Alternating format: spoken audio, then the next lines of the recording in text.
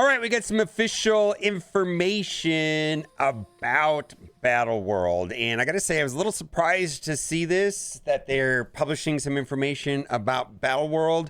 I have play tested Battleworld, but I don't know if my experience there matters at all, because I suspect that they've changed it since I play tested it. So we'll have to see. I'm optimistic about this because this suggests that they're going to move forward with Battleworld, and also inside of the data mines, there are offers which they make reference to them here. Welcome to Battleworld. Take a tour through Battleworld and get a full briefing on the newest Alliance test. Here's a picture of Knull, who's going to be the boss.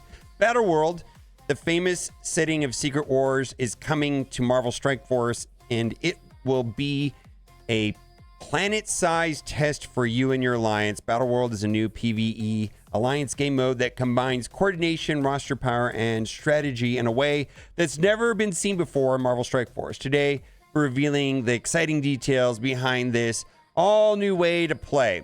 Siege on Battleworld. In Marvel Strike Force Battleworld, you and your alliance will take on powerful rulers who've carved up the planet into their own personal territories. These multiverse warlords pose a massive threat, so Fury and Strike are sending commanders to secure the planet. The objective is for commanders level 75, and I think you can get to level 75 relatively quickly, couple months maybe, and above. Siege Battleworld each week, take down waves of enemies, and ultimately face off against a terrifying boss. But don't worry, you won't be alone. This is an alliance war battle. Then this is kind of interesting. Siege Battleworld each week. So I guess that's implying that it's a weekly event, and then ultimately face off against a terrifying boss, which is going to be Knull. Mission and battles. Each siege lasts 6 days, with a new one kicking off automatically every week. Sieges are broken down into 3 mission types. Standard missions take on waves of enemies and rack up victory points for your alliance, which are crucial to advancing to the boss. Every enemy wave you eliminate earns VP, but a new wave won't appear until the current one is fully defeated. Even if you don't clear every wave, collect as many possible points as possible. Earning VP will also unlock better rewards. Spec Ops, passive missions where you send characters on special side quests to score bonus VP for your alliance. Once assigned, the mission auto-completes without a battle. Choose your characters wisely, because characters used in Spec Ops missions won't be available for standard missions for the rest of the day. And if you've played Star Wars Galaxy of Heroes, you know exactly what this means right here. And I think a lot of this will seem familiar for people that have played Galaxy of Heroes. I'm fully expecting it to be different, though, just like everything in Marvel Strike Force that is a clone from another game. They add their own twist to it. That's been my experience with Marvel Strike Force. Boss battles. If you clear all of the missions in a territory, the week culminates in a massive boss battle between your alliance and, you guessed it, a boss. It's all hands on deck for this rumble. Each territory has a powerful boss with unique mechanics, shared health for the entire alliance to chip away at together. Keep hammering away until the boss is defeated. And when they showed us the original concept for Battleworld last year, I guess fall of last year, when we were back there in LA, Culver City, it was Magneto was the boss. And even though we just saw concept art, I remember saying out loud, and a lot of people in the group were like, "Whoa, no, you can't just be Magneto. That's not fun." So I'm glad that they pivoted to Knull. Strategy is everything. Here's the twist. You can only use each character once per day, whether it's on a standard mission or a Spec Ops mission. Will you send a top character a Spec Ops mission or save them for enemy wave? Every decision counts. So if you played Star Wars Galaxy of Heroes, that'll feel familiar. Boss battles, the ultimate teamwork. Boss battles are where the fun and challenge really cranks up. These aren't your typical enemies. Battleworld bosses are extremely powerful and come with dangerous new abilities that catch even the most experienced commanders off guard. You and your alliance are all fighting the same boss together, so every attack chips away at the boss shared health for your entire alliance. The first boss you encounter is none other than the Lord of the Abyss himself, Knull. Even though he has a killer smile, he's no joke, and his reign of terror is only beginning unless you stop him. Are you and your alliance ready for this challenge? Does he have a weird smile? I don't see a weird smile there, but anyways.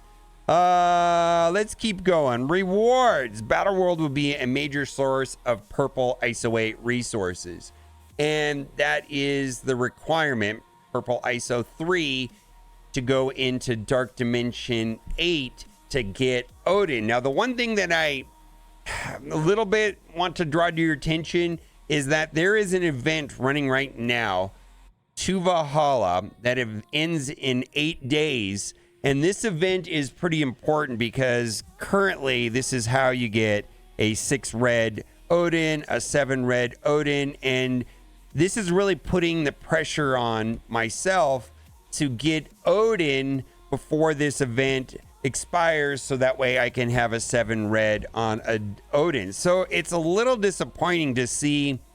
Well, it's not disappointing. I guess what this means is that if you haven't started on Dark Dimension 8 or you're working towards Dark Dimension 8, that should be easier going forward once Battleworld is in the game. However, we still don't have any idea on where the 7 red's going to come from after this event is over in about 8 days from now. Rewards, purple 8. Yes, we need more purple 8, but that's not all.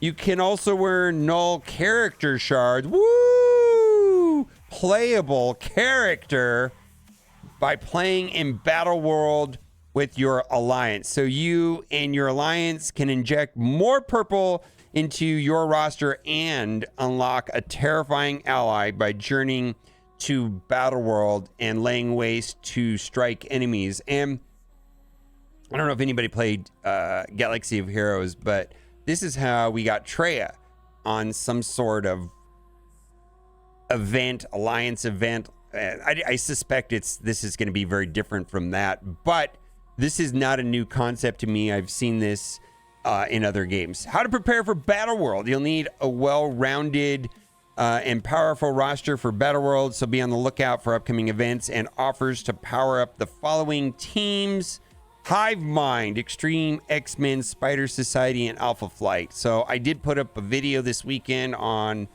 all teams ranked, and Hive Mind, Extreme, Spider Society, and Alpha Flight, in my opinion, are solid teams used in multiple game modes. All 4 of those teams right now are being used inside of raids, and they're viable inside of Alliance War and Crucible. And so anytime a team is viable in multiple game modes, let alone 3 game modes, I think that's a big win.